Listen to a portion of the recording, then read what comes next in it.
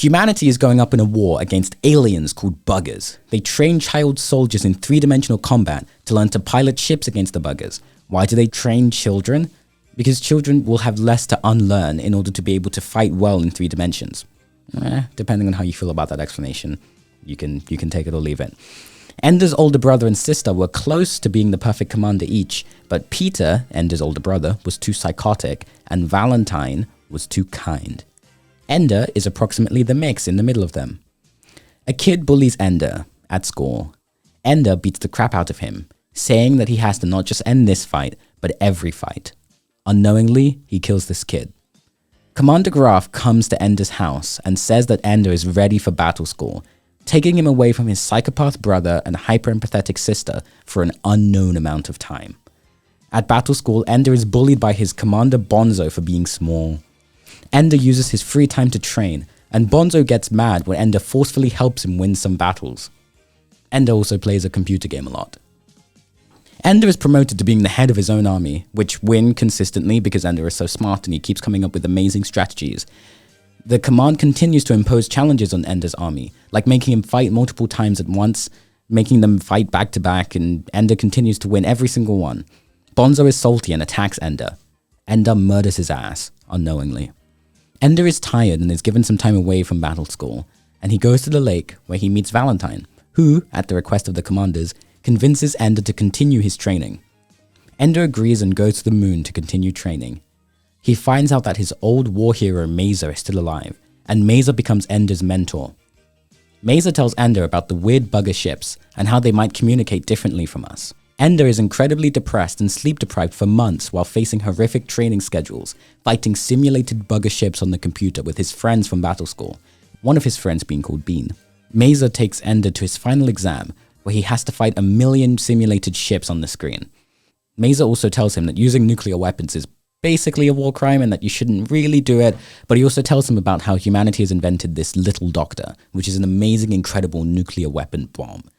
Angry, sleep-deprived, and resenting the entire situation, Ender says fuck it to the whole game and uses the bomb to blow up the bugger planet, absolutely decimating it. All the army officials who came to watch the exam start weeping, and the kicker of the novel is finally revealed. They inform Ender that all of his games of the last few months have been entirely real. He and his team have been commanding real ships, and he just used a real nuclear weapon to commit real genocide, or Xenocide, on the entire bugger species. Ender instantly becomes catatonic in depression. Simultaneously with the entirety of the above plot, back on Earth, the dubiously evil Peter wants to do something great with his life, even if it's stopping the global war that's about to start.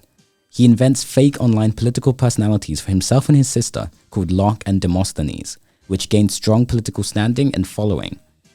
They successfully fend off global war, and soon after Peter becomes the Hegemon, the word that they use for the leader of humanity. After the Xenocide takes place and the war is fended off, Valentine goes to the moon and her and Ender begin to explore old bugger colonies. On one of the colonies, Ender finds real-life terrain that exactly matches part of the terrain in that computer game he was playing. He goes to his favorite spot inside of that game and finds a hidden bugger cocoon, which telepathically communicates with him. Ender learns that Mesa was completely correct about his theory on the buggers, and that they were largely unconscious, with worker drones being controlled by individual hive queens. Thus, the species had no qualms about killing, expecting that when they were killing human drones, the real human beings would show up and they'd be able to communicate telepathically. They were basically trying to say hi. When they realized humans were sentient, they were absolutely devastated and retreated back to their homeworld with no intention of ever attacking again. Ender is very, very sad to learn that he committed genocide to an entirely gentle species. He swears to find a new suitable world for the lost Hive Queen to grow and repopulate. Meanwhile, he writes The Hive Queen and The Hegemon about the bugger species and his brother respectively, which both go viral and start a new religion.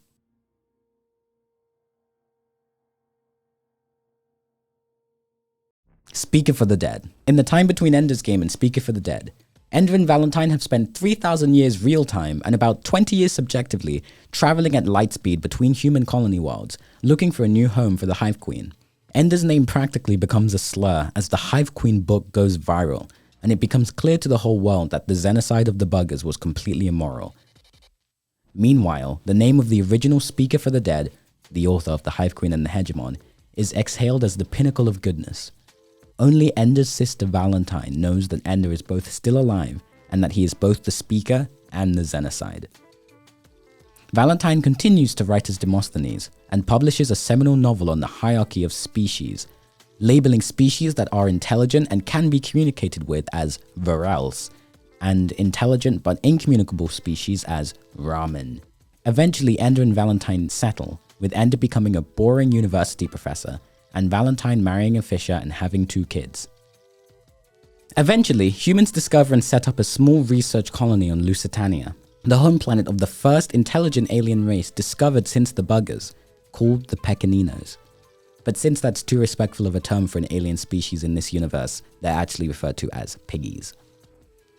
The research style of the researchers, called Xenodors, is incredibly hands-off, as they don't want to call any attention to themselves or to human culture. Navinia is an intern Xenodor whose parents created the cure to the Descalada, a disease native to Lusitania. But unfortunately, they died before they could use the cure on themselves. Navinia makes a discovery about Pequenino biology and shares it with Peepo, who pieces together more of the mystery than Navinia is able to. Peepo is something of a father figure to Navinia. He shares this information with the Pequeninos and is found dead and splayed open the next morning. Navinia calls out for a speaker of the dead to speak at Peepo's funeral. Navinia longs to marry Libo, Peepo's son, who's also a Xenodor, but knows that marrying him would give him access to all of her files, and fears that if Libo was able to go through Navinia's files, he would experience the same fate as Peepo. So instead she marries Marcos, who abuses her and her new family of 4 children. Meanwhile, Navinia and Libo have started being a lot closer to the piggies than their orders explicitly allow, the orders coming from the Star Wars Congress, which is something of an interplanetary government. Libo is also murdered by the Pequeninos a few decades later, for unknown reasons. Ender is on his way, and Navinia's husband dies shortly before Ender arrives. Ender, the nearest speaker for the dead, arrives 22 years of starflight later. It's been a few weeks or so for him. With him, he now has Jane, his super serious, sexy alien robot who can do anything and hack into any computer, but she basically can only speak to him through an AirPod that he wears. The only thing she can't do is control her horniness for Ender. In preparing for the speaking, he spends his time colliding with the church, meeting the Pequeninos and being a super therapist to Navinia and her children. Ender learns that Marcos was actually barren, and Navinia secretly bore all her children with Libo. While Ender learns and helps that family, the scientists on the planet learn that the Descalada is actually entirely foreign to Lusitania, and what it actually does is cause species to meld together with each other. They'd previously discussed with the piggies and learnt about their silly religion of believing that they could speak to trees, but suddenly they realized that the piggies' religion was actually entirely true, and that the trees very much were dead piggies, and that the piggies were actually trying to honor how much they cared for Peepo and Libo by splaying them open and hoping that they too would be able to reach the third life of being able to turn into trees. Ender says, "Sounds good," and the piggies say, "Okay," and Ender writes a treaty for humans and piggies living together, stating that they can be cool, but that they can't cut each other up because humans don't go into the third life. The piggies say, yep, sounds good, but Ender has to do a blood pact with us for it to be legit. So they make Ender splay open the piggy who's decided to call himself human, to honor him so that he can turn into a telepathic tree. Ender hasn't done much writing since he wrote those 2 Bible sequels, but his writer's block finally clears up and he writes The Life of Human, completing his trilogy of 1 book for every alien species, between the Hive Queen, the Hegemon, and now The Life of Human.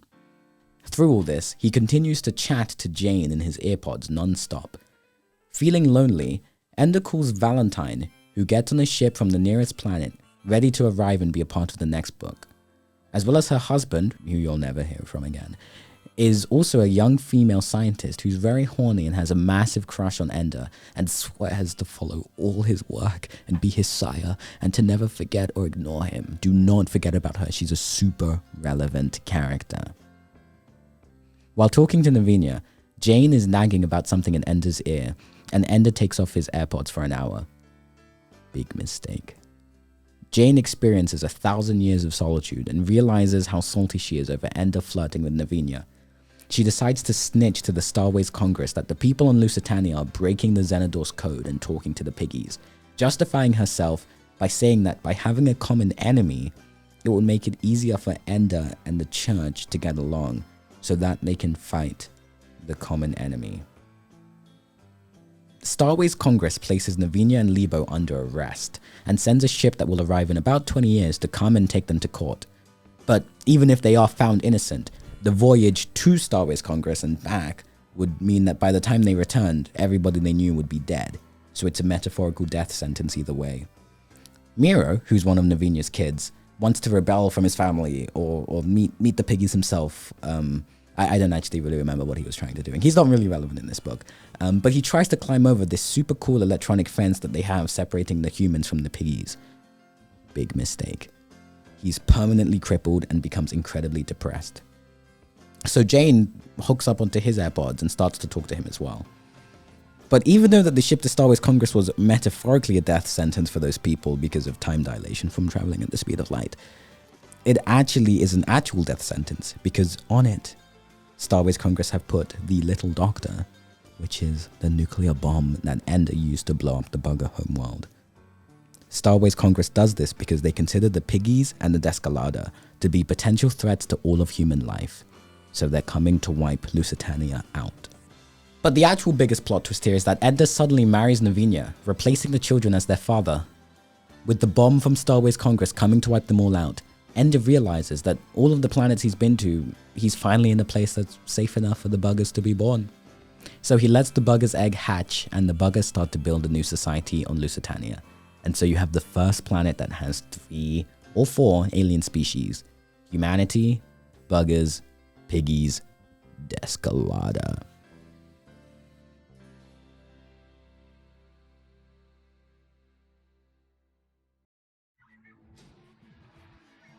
Xenocide.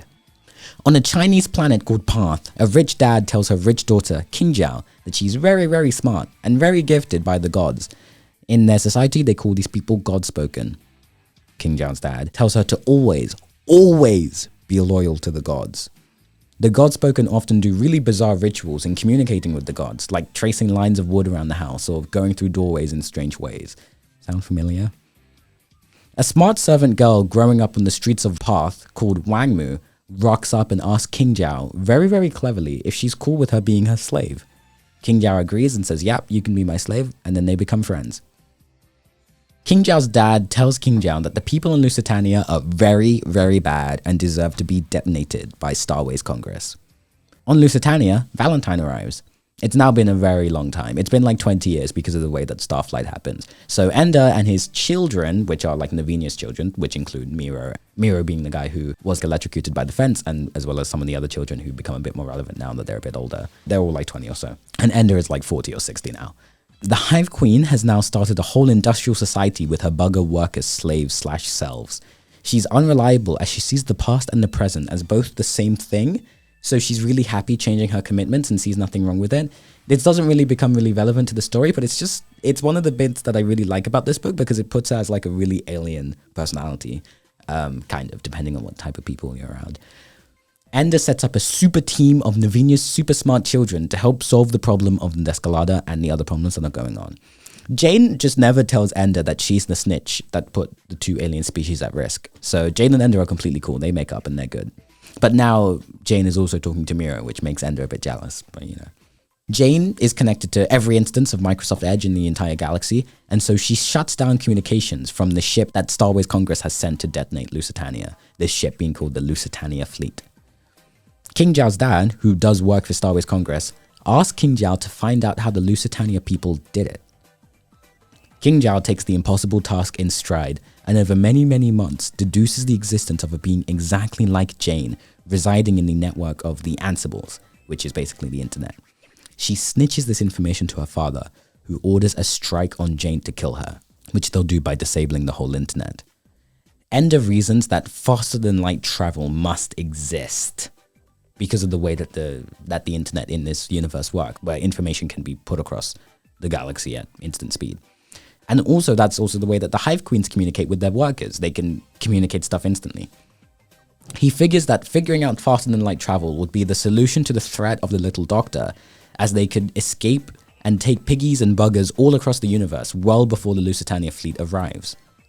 However, now that the true threat of the Descalado virus has been realized, they first need to find a way to neutralize the Descalado virus because it's a bad, bad virus.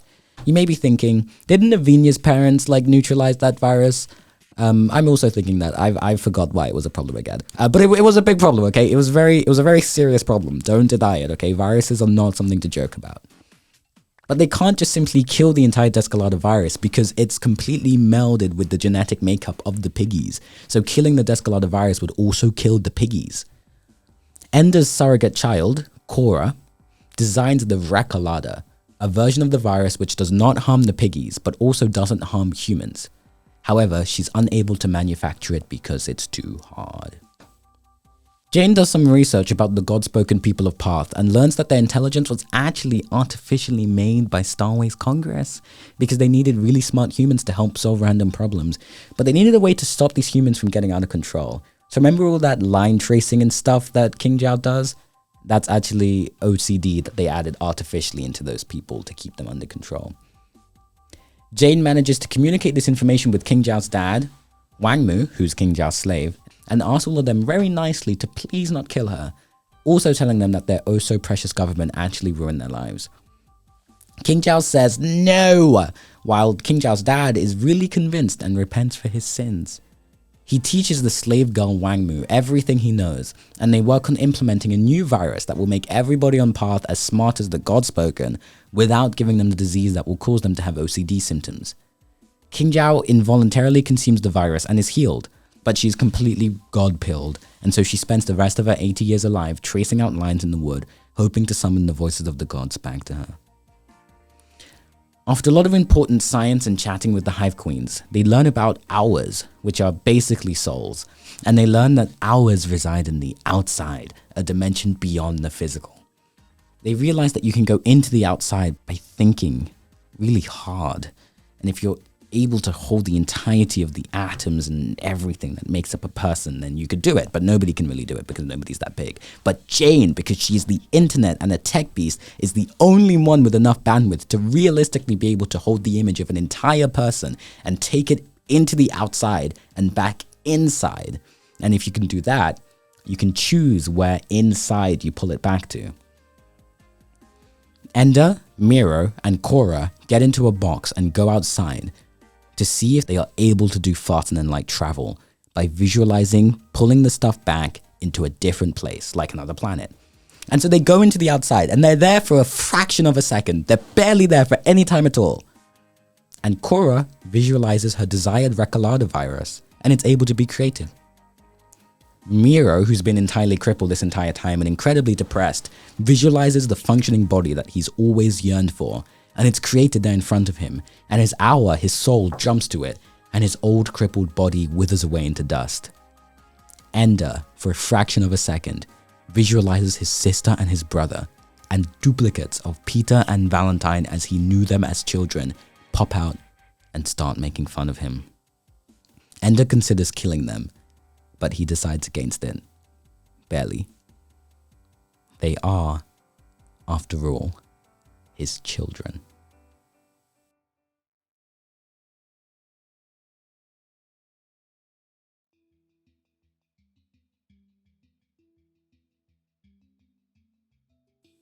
Children of the Mind! This is the finale of the main Ender's Game sequence. Now, I know that you may think that the teleportation stuff in the last one was sus, but it's not called teleportation. It's not. It's called faster than light travel. It's science, okay?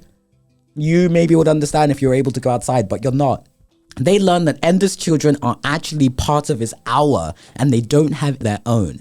But young Valentine, is genetically identical to old Valentine. So they figure that even though the real Peter Wiggin is long dead, he's probably genetically identical to his long dead Hegemon twin. Both Valentine and Ender find young Val's existence very cringe. Miro finds her very attractive, but he also has the hots for Jane, who's available as Ender is now married to Navinia. Jane wonders what it's like to be human, as the interplanetary governments finally team up and decide to shut off the whole Wi-Fi in order to kill Jane. The Pecanino trees are able to communicate with each other telepathically, as are the Hive Queens. On the day of the Wi-Fi shutdown, the Hive Queens and the Piggy Trees both donate some of their mental space to let Jane whiz around inside there as she temporarily survives via time sharing. Ender's team splits up to try and solve the two major problems. The scientist team, led by young Val, knowing that the virus was not native to Lusitania, figure that whoever sent out the virus, who they call the Descaladoras, are very likely to be very dangerous. Meanwhile, new Peter would like to be also as relevant as the Hegemon version of himself was, so he makes it his mission to use diplomatics to stop the fleet that's going to bomb Lusitania, the Piggies' homeworld. Peter starts by having Jane teleport him to Path, where he chats to Wang Mu, the slave girl, who King Jiao's father basically adopted while King Jiao went crazy. Meanwhile, young Val works full-time on the Descalada problem.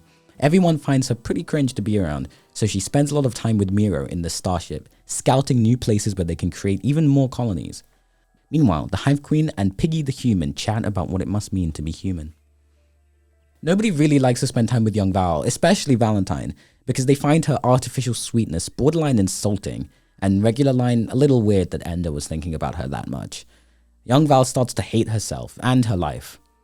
Jane realizes that living inside the Ansibles is not really sustainable, but because of her link with Ender, she would be able, technically, to reside inside of young Val's body because that is using up Ender's hour. So somehow, Ender and everyone in this world considers it socially acceptable for Ender to be the one to decide that it's okay for Jane to take over young Val's body, and Miro spends 300 pages hardcore peer pressuring Val while alone in space that if she merged with Jane, she'd definitely still be the same person. Like 100%, trust me bro, you'd be the same person, you'd still be young Val. And young Val is like, how could you possibly know that? This has never been done before. And Mira's like, no bro, trust me, while really just being horny for Jane and young Val simultaneously, and it would make his decision really easy if they were just the same person. And after 300 pages of poor young Val's will being whittled down, she agrees. Jane gets her wish of being human and is also safe from the dependency of the Ansibles, and, unsurprisingly, all but completely overwrites young Val's personality, taking the poor young girl's body for her own. Meanwhile, Ender, who's like 60 and still one of the smartest people in the universe, is pretty happy with continuing to contribute to solving the world's most important problems, but his wife Navinia wants him to be at home. So he works in the farm, and his hour is so bored of this that he dies. The rest of his hour just goes to Peter's body, who's doing more interesting stuff. But it doesn't really make much of a difference to Peter's personality. He's basically the same. Peter and Wang Mu spend a while convincing people not to blow up Lusitania, and they eventually agree. But the Admiral, who's actually in charge of the ship, decides to completely ignore the New Order and blow up Lusitania anyway, and he deploys the Little Doctor. Jane teleports Peter and Wang Mu into the ship, and they give him a badass speech about blowing up people being very, very bad. And Jane teleports the bomb back inside of the ship. It's inert. She teleports the inert bomb back inside the ship. Meanwhile, the scientists discover the planet that they think is most likely to have the Descaladoras. Jane, Peter, and Wang Mu get inside of a ship and start to interpret the readings that they're getting from the planet, but they're incredibly difficult to decipher. It seems that this species communicates entirely using genetic code. Peter gives a speech saying that no matter who they are on that planet, they will never be another Xenocide, and they will treat the matter with diplomacy, love, and respect. End Ender's game. 3,000 years before, we jump back to following Bean, one of the soldiers who was at battle school at the same time as Ender, who fought in his platoon and was chosen to be one of the 5 in Ender's elite Geesh, who personally fought with Ender while they genocided the buggers. We follow Bean as he grows up alone as a 3-year-old on the streets of Rotterdam, an incredibly poor area with gangs, bullies, and dozens of starving kids. Bean is very, very smart. He enters into Poke's gang, almost befriending this 9-year-old girl. Bean comes up with the idea that they should enlist a bully into their family to protect them and keep them safe, but tricks Poke into thinking it was her idea. Bean picks out Ashiel, a fairly weak bully with a broken leg. They beat him up to embarrass him into joining their family. But when Ashiel is on the ground, Bean looks at him, and Bean realizes that they have to kill him now, and tells Poke to, but Poke doesn't, and Ashiel does join their family. Their plan works incredibly well. Exile is actually a decent bully and he keeps them safe. And they're able to go to the local nun, Sister Carlotta's food bank, and they get precedence in the line every day because they're a unit. And it's all very nice and it's all very sweet. But Exile is a tiny bit cold to Bean and Poke. One day, Poke goes missing and Bean tracks her down. He witnesses on the beach Exile first kiss and then murder Poke. Bean is frightened and runs away. He's soon adopted by Sister Carlotta, who's noticed how incredibly smart he is and has recommended him to attend battle school. Bean is cool with this as long as he gets consistent meals. On the battle school entrance test, Bean attains the highest score. He's as far apart from Ender as Ender was from everyone else. Once at battle school, Bean uses the fire safety maps to identify the secret tunnels in the building and crawls around them. The only person Bean really befriends is Nikolai, who isn't quite as smart as Bean, but incredibly sweet and good. Right before Bean is moved to command school to join Ender, Exile is let into battle school. Initially recommended by Sister Carlotta, but then very much not recommended by her, but they took him anyway. Bean and Exile have kind of an intense chat, but they're mostly civil to each other. Bean suspects that Exile is trying to kill him, so he's friendly to Exile and asks Exile to join him inside of the vents to show him a way to access the teacher's headquarters and stuff. Exile consents, believing that this is his opportunity to finally murder Bean. Bean, however, with the help of a few other battle schoolers, traps Exile inside of the vents using special cables in a way that Exile would starve to death and nobody would be able to hear him scream, and compels Exile to confess to his murders on record or to be left to starve. And so Exile does confess to murdering Poke, but he also confesses to murdering the doctor who helped him fix his leg. And Bean realizes that Exile compulsively has to murder anyone who sees him as weak. Bean reports Exile to the teachers using the recording that they got, and Exile is kicked out of battle school and sent to a mental hospital/jail back on Earth. Bean is promoted to Ender's Geesh and realizes quicker than Ender that they are controlling real ships. He's also extra conscious of Petra, who's one of the battle schoolers, stress and her failings, and they go from being total enemies to a tiny little bit friends. Bean says the enemy's gate is down, promoting Ender to blow up the bugger homeworld. As Bean knowingly sends his soldiers to their death, he sends a little prayer into their microphone, wishing them goodbye. The ending is of course the same as Ender's game, they detonate the buggers. Meanwhile, back on Earth, Sister Carlotta has continued to investigate into Bean's backstory, finding out that he was actually a genetic experiment created by this scientist called Valescu. She transmits this material to Colonel Graf, and they debate whether Bean is still considered a human because he's so intelligent. Spoiler, he is, obviously, and they just chain one little gene. They also managed to locate Bean's true parents, who are two very normal people who just happened to also birth Nikolai, Bean's only friend.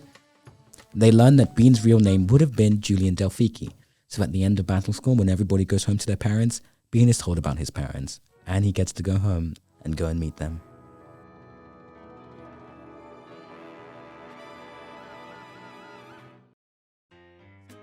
Shadow of the Hegemon. Petra, upon returning to her family on Earth, slowly realizes that she's a stranger in her home. Eventually, she's kidnapped. Bean has gone on holiday with his parents and Nikolai, and this is the last time that we see them in the series before they're completely forgotten as characters who even remotely care about Bean.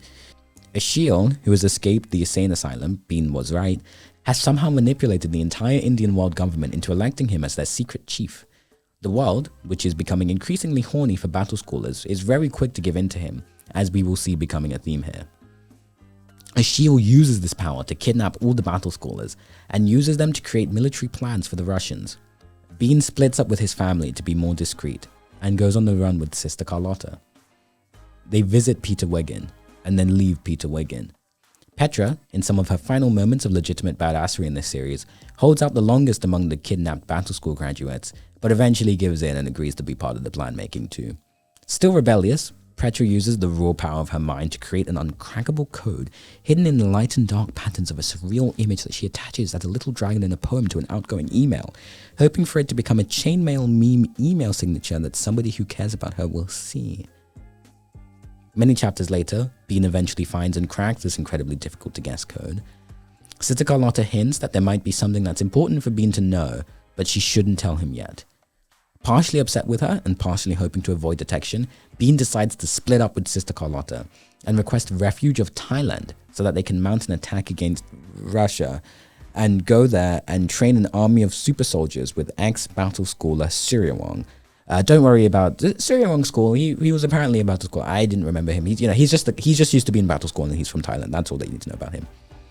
Bean activates his super telepathy again while he's hanging out with Suryawong and realizes that he's about to be bombed, and he narrowly escapes. Sister Carlotta realizes that Bean is in grave danger, and she gets on a plane in a rush without the fake names that they always use. A shield bombs Sister Carlotta. This bit actually really moved me despite how sudden it was. I don't think I liked it at the time, but I think she's probably my favorite Shadow character in the entire Shadow series. Something about her sincerity, it's just really sweet, really moved me. Bean receives her dead man's letter telling him that the doctors discovered his genetic manipulation, dubbed Anton's Key, and they learn that it will cause him to have super intelligence, but also to grow at an incredibly slow rate, but to never stop growing, which is why Bean was so small. I forgot to say this. Bean is very small. This is an important part of him. That's why it's called Bean. He was very, very small. He's very small here at this point as well. But his super intelligence will cause him to keep growing and never stop growing. So he'll eventually become a giant and die of heart failure by the time he's 15. This is basically the last time that we see Bean be kind of jovial.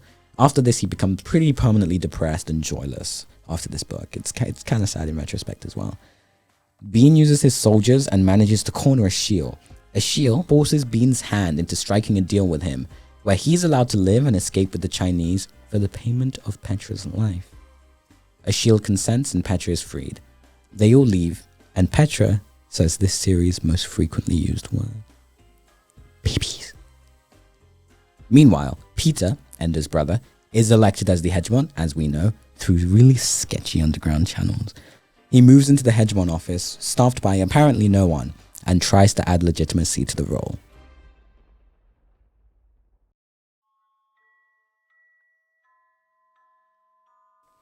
Shadow puppets. Peter and his homies of Bean, Petra, Peter's parents, Suryawong, and a couple other dozen Thai soldiers are chilling in the Hegemon clubhouse, waiting for the plot to kick off. They spend a while chatting about how malicious and cunning Ashiel is.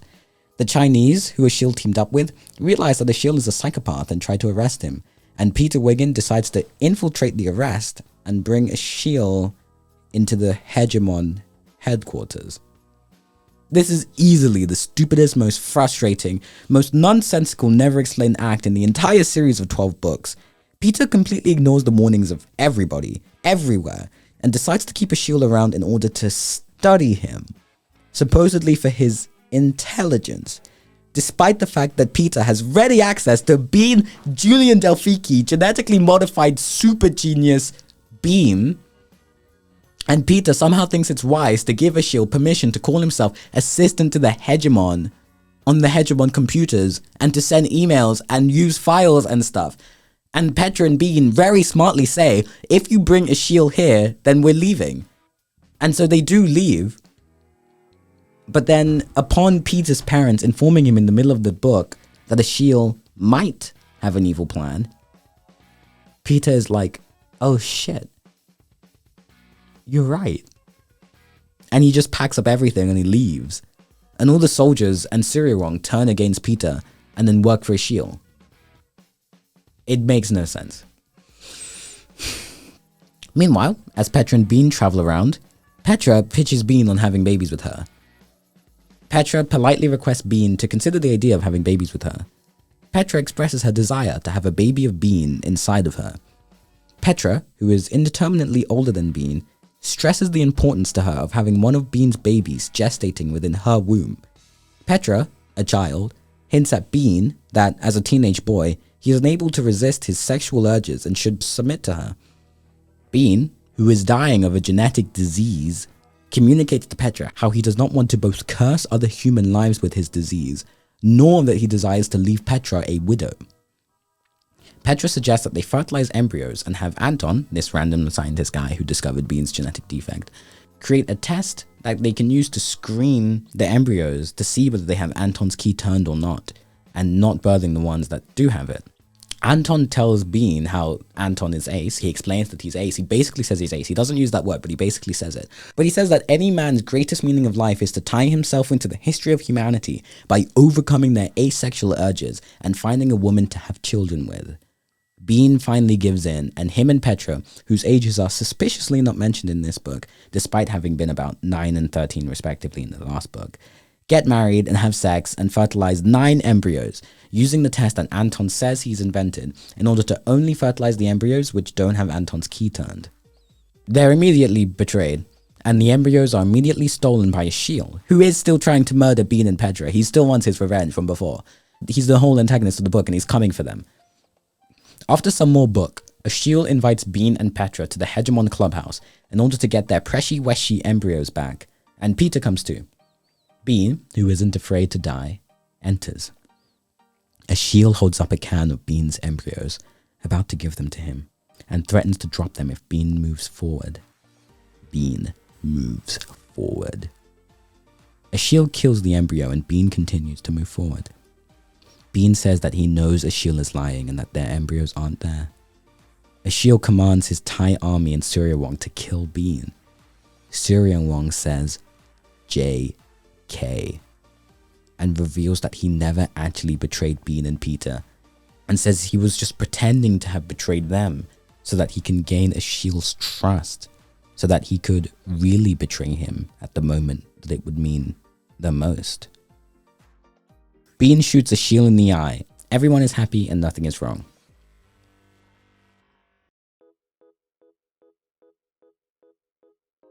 Shadow of the Giant! In the cold open, we learn that, before he died, Exile impregnated a lady called Randy, whose mission he left her with is to raise Exile's child with full knowledge of his heritage and to continue his father's work. Meanwhile, Alai, one of the other battle school kids, takes over the entire Muslim world and starts to threaten war. Velomi, one of the Indian battle school kids, takes over the entire Indian world and starts to threaten war. Vlad, one of the Russian battle school kids, takes over the entire Russian world and starts to threaten war. Hot Soup, one of the Chinese battle school kids, takes over the entire Chinese world and starts to threaten war. Peter, one of the American not chosen for battle school kids and currently the hegemon of Earth, starts pitching his epic Discord server idea, the free people of the Earth, to a bunch of poor African nations that have no better choice but to join it. And he takes over the entire world, except the countries controlled by battle schoolers. Bean and Petra no longer give a shit about the main plot because Exile is forever dead and he's no longer a threat to them. But they do still spend a while chatting about how nonchalantly criminally badass AJ super genius psycho criminal he is. Bean and Petra realize that Anton was lying about checking whether their children and Anton's key turned, and that half of them did have the key and half of them didn't. Colonel Graf and Mazer Rackham, the people who were very important in Ender's game, you know, the in-charge guy and then the like trainer guy, who have apparently just been chilling, watching Netflix, catching up on the stuff that they weren't able to do because they just like weren't in these other books. I don't know what they were doing. They finally rejoin the main plot and they begin to offer the battle schoolers the opportunity to stop fucking with the world and instead get on ships like Ender and the governors of the new colony worlds. Everyone says no. Graf tells Bean that they can put Bean on a ship so that time will pass slower for him because he'll be traveling at light speed while passing at normal speed on Earth, meaning that more time will last for Bean to hope that a cure can be invented for him and his children in the meantime. And that also Graf will help look for Bean's kids. I forgot to say. Bean obviously never got his actual embryos back and they've been like scattered all over the Earth and they're like training these like super smart AI systems to try and help them find it. And Graf tells Bean that he will also help look for Bean's kids, all for the cheap price of Bean using his crazy military brain to also help Peter unite the world under the hegemony. Bean reluctantly agrees. Bean also tells Graf that Peter was embezzling Ender's pension and that he should use AI to invest it instead. Alai loses and agrees to go to space. Vlad dies and agrees to go to space. Hot Soup is betrayed by China and agrees to go to space. Velomi goes insane thinking that she was actually a god of India instead of that just being a meme that she used to get India to rally when they needed to. And after briefly pitching both Peter and Alai to fuck her and let her carry her babies, she radically loses and causes the unnecessary deaths of Indian soldiers and agrees to go to space. Bean and Peter unite the world under the hegemony. It's incredibly boring during the main chunk of it, but it's satisfying right at the end when only a couple countries are still holding out. Graf reveals that he'd found all of Bean's embryos except one, but they give up on because it's impossible to find, I guess. Bean says good enough and files for divorce with Petra and tells her that he won't allow her to waste her life and the life of their 3 healthy kids on a disease that only affects him and their 3 cursed childs. This is because Bean said that he of course wouldn't go into space and take their children without letting Petra know. Petra says, "What the fuck, you fucking asshole? How could you lie to me? Bean says, I just wanted to be happy with our last months together. And I didn't want it to be clouded by grief. The only way that you could have given that to me was by not knowing it. So please, can I have that gift? And Petra says, what the fuck? You stole that gift and took it forcibly. Bean says, can I have it with permission? Retrospectively? Bean supposedly remembers that his parents and his brother Nikolai are characters in the story, and supposedly says bye to them. We don't get to see them again. And he goes into space with his 3 kids, insisting that Petra remarry. Petra leaves her kids with Mrs. Wiggin or Mrs. Delphiki, I don't remember which one, but she's really nice whoever she leaves them with. And she remarries her job of wrapping up random small tasks to do with the Hegemony's New World country, and she doesn't visit her kids for a whole year. She's basically scared to see them. Upon returning, she's astounded that they recognize her at all, and she instantly falls in love with them. She cries about how she abandoned them, and Peter comforts her. Peter and Petra have sex and have more kids. Randy, the woman from the beginning, who's holding Ishil's kid inside of her, decides that the best life for her child is on a colony ship. She gets in one and fucks off at light speed. Hopefully it's clear who that embryo really is now. Ender in Exile. Skipping forward in time right again to now right to the beginning of Ender's game, we see that in the immediate aftermath of the Xenocide, everyone thinks that Ender is a disgusting killer, but then they're okay with it. And everyone's cool with making Ender the leader of a new colony world. Valentine realizes that she hates her life and agrees to go up in space to accompany Ender, abandoning Peter. There are also 2 other groups that will be on the colony.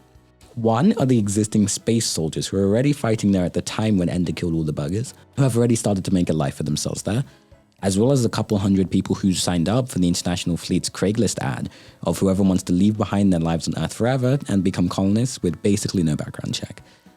Among these no background check people is pretty sharp 13-year-old Alessandra, whose crazy, fakey, terrible with finances mother basically forced her to come.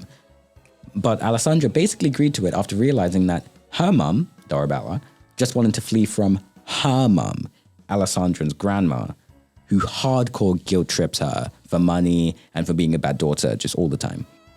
On learning that Ender Wiggin will be on the same ship as them, Dorabella pitches Alessandra not just getting inside the colony ship, but getting inside Ender Wiggin, the colony ship.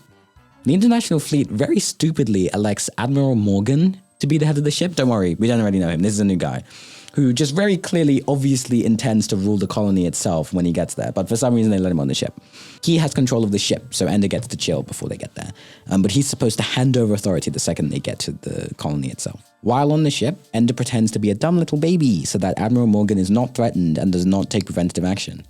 Admiral Morgan is not threatened and does not take preventative action. Ender secretly memorizes the names and faces of all the soldiers who are still alive and on the colony world and chats with Graf.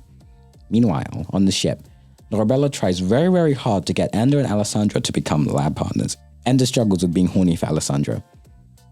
Ender realizes that he could never have a normal relationship with her, as it would make Morgan his father-in-law, since Dorabella is hardcore flirting with Morgan, which could give Morgan actual influence on the colony world and just make everything really annoying and weird, so he decides it's for the best that they do not get together. And besides, he has to keep himself free for the next 40 years in time for Navinia. Alessandra kisses Ender, and Ender is forced to make her see that she's not acting of her own will, merely her mother's. He does that to deflate the situation and deflate something else, and to make it clear to her that he does not like her that way. They're cool, and they remain good friends without any additional perks. When they arrive at the colony world, Ender completely blows past Morgan and hands him a letter telling him that his duties have ended, and that Graf set up a scary computer program on the ship that will snitch to the soldiers on board to arrest Morgan if he tries any funny business. Meanwhile, Ender greets all the veterans by name and faces and makes Morgan look really silly and small. So Morgan just concedes defeat and makes to leave. This might seem really anticlimactic, but it was actually really awesome. It's actually a great part of the book. It was so good. Dorabella decides to leave with Admiral Morgan and expects Alessandra to come with her as well. Alessandra wants to stay with Ender and wants Ender to love her as well. Ender wants to make it very clear to Alessandra that she's not to stay for him, but for herself. And if she wants to, he can make it so that Dorabella can't ever touch her again. Dorabella goes crazy and calls her daughter an ungrateful bitch and leaves Alessandra on the planet to go and have a life with Morgan, fleeing between the stars. Alessandra immediately gets married to the local scientist and invites him to analyze her insights and has babies. Ender has his convo with the Hive Queen, as well as his convo with Peter as he writes his memoir, which is the Hegemon book. We've seen this before. Meanwhile, on a certain colony ship belonging to a certain girl called Valomi, if you remember her, she was the one who took control of India and then went crazy. And another certain woman called Randy has come on the ship, and she is very odd, and she has a baby. Ender decides to get on the ship and investigate, and Valentine comes with. On said ship, he finally texts his mom and says, "Hey, what's up? Long time no chat." And it's really sweet. They have a nice conversation. He also texts Graf, and it's really sweet. Graf, who very undeservedly dies alone at home with no friends or family after being the backseat driver to saving the world twice. Ender is incredibly cold to Valentine, and for some reason decides to keep the secret of the Hive Queen being alive from her, which she presumably feels horrible about, and he does it for no good reason. On Valomi's world, now 16 years later for them, Randy's kid is causing havoc and writing shit about Ender's child-murdering Xenocide ass on the internet.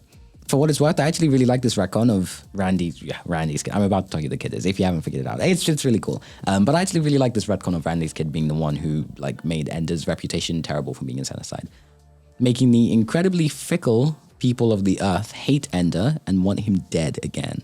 Valomi banishes him to Earth, which is obviously exactly where he wants to go, where he'll disrupt all the peace that Peter and Bean spent their entire lives building. Peter is dead now, for clarity, and Bean is in space. He's flying around trying to wait out the time until they invent a cure for his disease. Ender arrives, and Shield 2 literally fears for his life, given Ender's reputation, thinking that Ender is likely to murder his ass.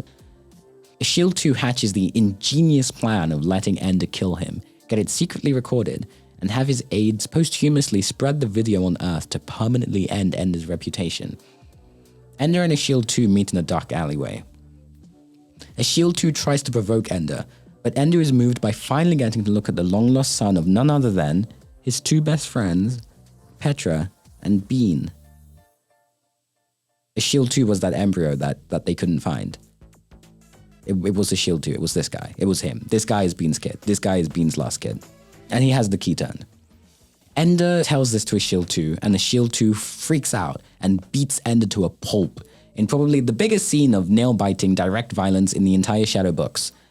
Ender refuses to fight and commands a horrified Valentine to simply watch and to not engage, and so she simply watches.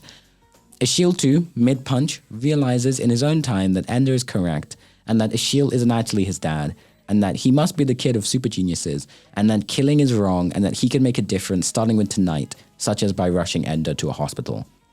Ender lives, Shield 2 changes his name to Absent from the series from now on, and Ender zips off in the ship again into the future.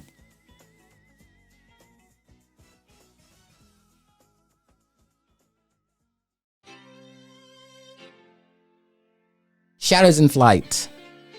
5 years into the future, a 20-year-old Bean, exclusively referred to by his children as the Giant, because he's really big now, is trapped in the hull of his ship as his eldest child, Sergeant, 6 years of age, bullies and antagonizes his other two siblings, called Ender and Carlotta. It might get a little tricky to keep up, but just remember, all the original versions of these characters, the real sister Carlotta is dead. She was blown up by a shield. Ender is obviously zipping around into the future. He's not a part of Shadows in Flight. Sergeant pitches that they murder Bean for nutrients. Ender punches Sergeant in the nose for just suggesting that and nearly chokes Sergeant to death. Ender snitches the entire thing to Bean, and Bean expresses his disappointment. Sergeant continues to study ancient wars and strategy. Carlotta continues to work on the ship and mechanics, and Ender continues to communicate with Earth companies who are supposedly studying Anton's key, trying everything he can to develop a cure. They stumble upon a massive alien colony ship orbiting a super habitable planet. They could be in danger, they could be about to get killed, but even if they were to turn right around, the ship would still be able to see their lightspeed path back to Earth, and it would put life on Earth in danger. So just ignoring the ship is not an option. They decide to go in and investigate. Bean elects Sergeant as the leader, who was actually just bored and understimulated, and becomes a lot cooler. Before going in, they deduce off of literally zero information that the ship must be an old bugger ship instead of a human one, or literally anything else. Bean reveals in his internal monologue that he secretly actually course-corrected the ship to go towards the habitable planet because he wanted his children to use the secret artificial wombs on the ship to slowly start a new planet there, because he really does consider their species to be entirely different from humans. Sergeant goes in and they find the pilot, who are formic male drones. They learn that the formic males, formic is a synonym for bugger. It's just the formal term for it. Eventually, the author realized that it was like too funny to keep buggers as a name or something, I don't know. They learn that the formic male's mental connection to the Hive Queen is tenuous at best. The formic males magically reveal a cure to Anton's key, which Ender instantly implements, and then they're all fine. The level of Deus Ex Machina is wild with that. Like, unreal. They've been trying to solve the Anton's key problem for like 6 books or something, and it comes out of nowhere with like practically zero explanation. The buggers have a giant biosphere inside of their ship. Bean insists on getting to talk to the formics one time before he dies. They all laboriously help Bean to transfer between the ships, as the scale of it is likely to shock his heart and trigger death. Bean is about 4.5 meters tall now. He hasn't moved from the hull cargo deck of their ship in years. Bean makes the journey and chats to the drones, who reveal in a frustrating retcon that the worker drones are actually conscious and the Hive Queen is secretly evil and overriding their will. The formics also snitch that there's one Hive Queen left alive, and they thought that it was with Bean's kids this whole time. Bean has long since deduced that Andrew Ender Wiggin is indeed the speaker for the dead, and is likely to be running around at light speed, but realizes that it must be because he's been trying to find a home for the Hive Queen. Bean debates sending Ender a text telling him this, but decides not to, as beyond just disrupting a canon event, he'd have to go all the way to his laptop, which was all the way in the other room, and he was planning on dying soon. But most of all, he figures that Ender wouldn't want to hear from Bean or be reminded of his old life, which is a very good information to keep vital information, like, hey, that little alien you're secretly carrying around might secretly be a massive liar. But overall, Bean is a good guy. Bean tells his kids about the plan of them living and starting lives on the planet, and after a lot of arguing, they basically agree. Inside the biosphere, Bean insists that he wishes to walk in the breeze and sun and feel nature on his face one last time. He laboriously gets up and heaves his massive 4.5 meter body off the ground, and he states his intention to walk with his own 2 feet. And then he did. And then he died.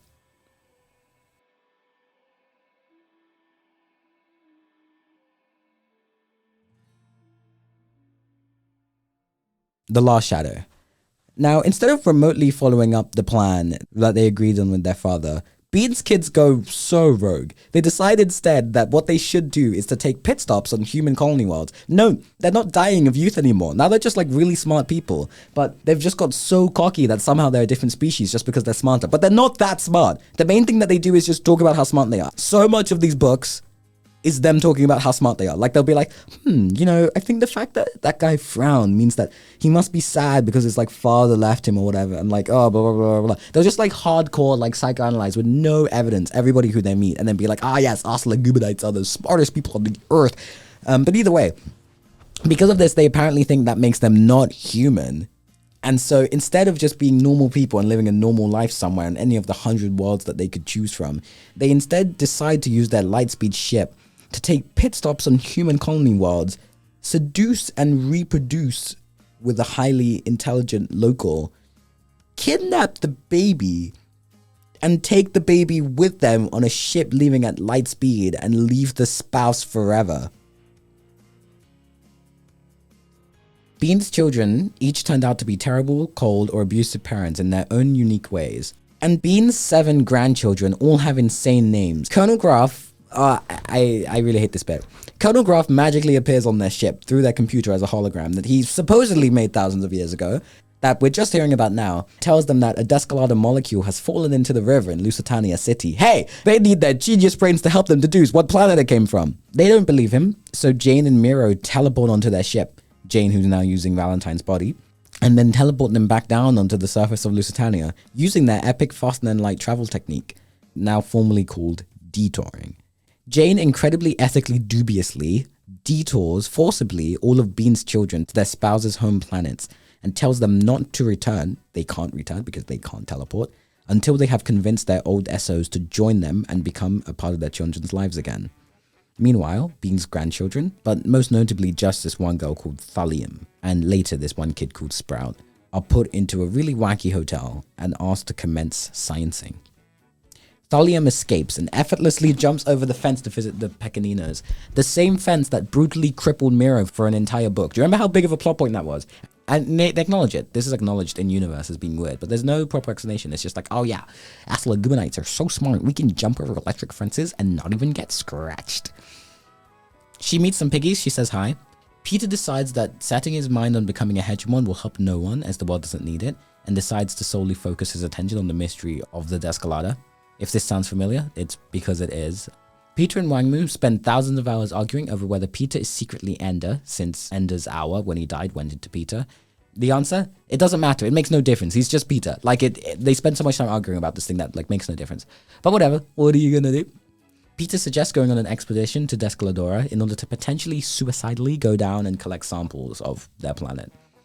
Peter argues with Thulium. Peter is taught the secret of detouring by Jane, the secret that previously took every inch of Jane, who is the entire internet and computer connection of the whole world. It took that level of brain power to use, but Peter's able to learn it, so yeah, cool. He's told that he must both love Wangmu and Thulium a lot more in order to be able to do it with them. Thulium says, I want to come, I want to come, I want to come.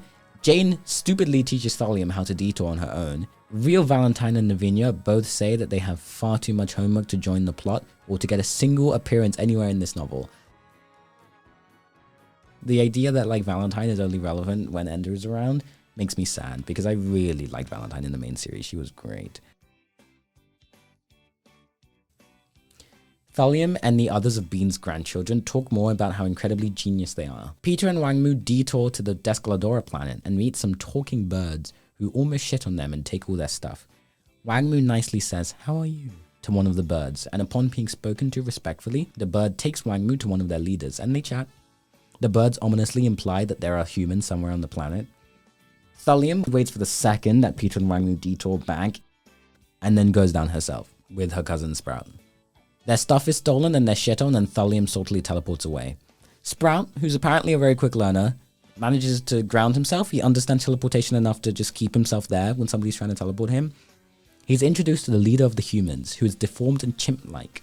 His name is Rakyak, and he tells Sprout all about how they came from Earth thousands of years ago in a slow-moving colony ship, and they purposefully genetically modified themselves to be able to have a better grasp of the ship by being able to swing places and manipulate tools with their feet, which is why they look all deformed and chimp-like. They say that the talking ravens and Kia birds were the natural result of a few generations of selective breeding, which would make them smart enough to talk. They say that deep beneath the ground lives an entirely separate colony of humans who are salty for not getting to visit the surface world. So Sprout detours back to the quarantine bay, taking one of the birds with him. And the birds chat to some of the buggers and stuff. They chat about humans and stuff, Now we have even more alien races. But they are just normal birds, unfortunately. But they're kind of alien. But their psychology is basically entirely human. Remember when I was happy about the Hive Queen's thing about seeing the past and future as the same, and therefore her commitments, blah, blah, blah, something like that? It was nice back in this universe when the aliens actually had alien psychology, and their telepathy and stuff was weird and unexpected, and their actual culture and everything was really strange. I mean, same with the piggies and the way that they killed people in Libra and everything. But c'est la vie. Human birds is an okay answer to why the Descal. I'm not happy with the ending of The Lost Shadow. I wish that we'd gotten a different ending for the Descaladoras. I just waited so long, okay? Children of the Mind came out in 1999. And the guy, Orson Scott, he announced The Lost Shadow in 2013. And I waited, and it came out in 2021. And then we got Talking Birds.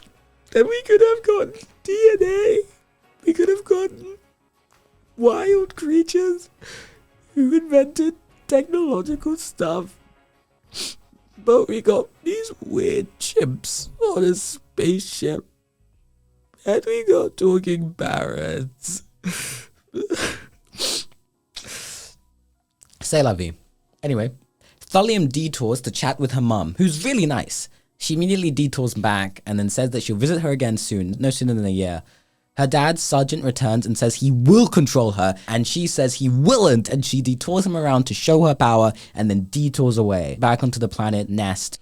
The humans living underground on Nest, called the Folk, mysteriously invite Peter and Wangmu and Jane and everyone to have a nice dinner underground. They all go with no protection.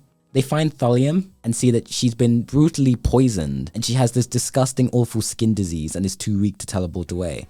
And so Jane instantly teleports all of them away and they all start dying. And Thulium is really, really dying because she thought it was a good idea to detour right into the place of these people who are known to be amazing and screwing around with DNA and are still likely to be the best candidate that they have for sending the life-threatening virus of the Descalada to Lusitania in the first place.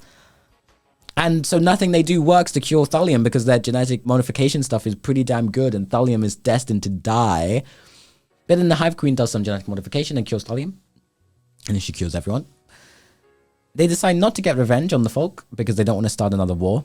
So they teleport to the surface of the planet and find that thousands of birds have been starting to be murdered by the underground humans who are salty for being made to live underground for reasons that were kind of confusing.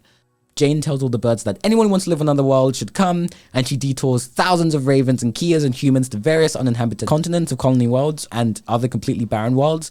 And Jane tells everybody not to teach anyone else detouring, even though she was super chill with doing so this book.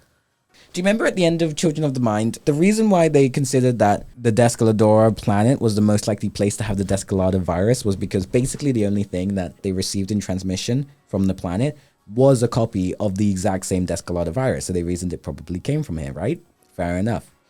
And so the scientists finally decide to compare the version of the Descalada that the inhabitants of the planet send them and the version of the Descalada found in Lusitania. And they realize that the two versions of the virus are very slightly different. And that the original version they received in the transmission is different in just 2 places. And those 2 places that are different are the thing that are responsible for changing the virus into a harmless recording virus, which just copies genetic material, making a record of sentient life.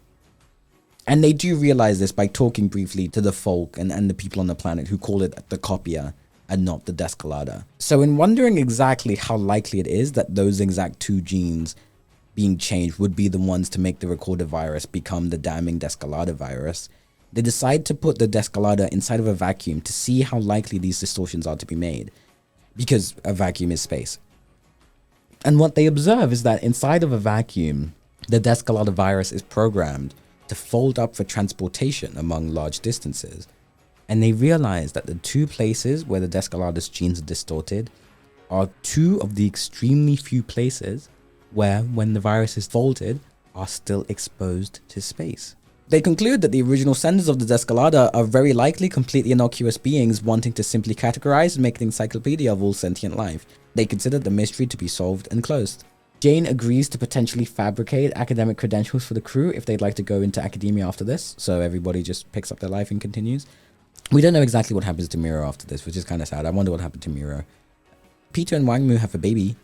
Sergeant takes his other kids and goes back into Bean's ship, leaving and continuing to raise them to be monsters. Peter, Wang Mu, Thulium, and Sprout go to visit their monkey, human, bird friends on their different worlds. Gruff's hologram pitches Sergeant on not being so abusive in a way that's actually pretty sweet, I think. And Sergeant says okay, which is probably unbelievable, but it was actually really sweet. Thulium subtly calls out to Peter and Wang Mu to almost adopt her, and they rather adorably comply, and they create the final found family of the series. That is a wrap on Ender's Game. What did we learn? 1. Don't Xenocide. 2. Don't Xenocide. 3. Don't get genetically modified. 4. If you are genetically modified, that doesn't make you not human. 5. Do not kidnap your children from your spouse who you had them with. 6. If someone is trying to kill you, don't make embryos and then trust them with someone else. 7. If someone who is trying to take over the world and is a psychopath child murderer, as in they are a child and they're a murderer, if you're the president of the world and you decide to bring that guy into the White House and make him the secretary, don't do that. 5. If someone's mom is trying to get them to date you, but they're trying to date your business rival, don't date them. This one I'm not indignant about. That's just kudos to Ender. He made a good decision there. 6.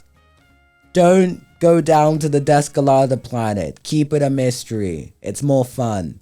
If some people are sending out crazy bioweapons to you, maybe the explanation is lame and you don't want to know. Maybe you just let them send you the bioweapons. Right? Not everything needs an answer these days. But yeah, it's a good series. Check it out. If you like Ender's Game, obviously consider reading Harry Potter and the Methods of Rationality. It's very similar. It's why I started this series in the first place. But now I'm free, and I'm going to try and read anything else, because I don't want to spend my life reading the same book series forever. I hope you enjoyed this. Check out the Free People for the Earth Discord. Vote for Peter Wiggett in the next election, and I'll see you all next time.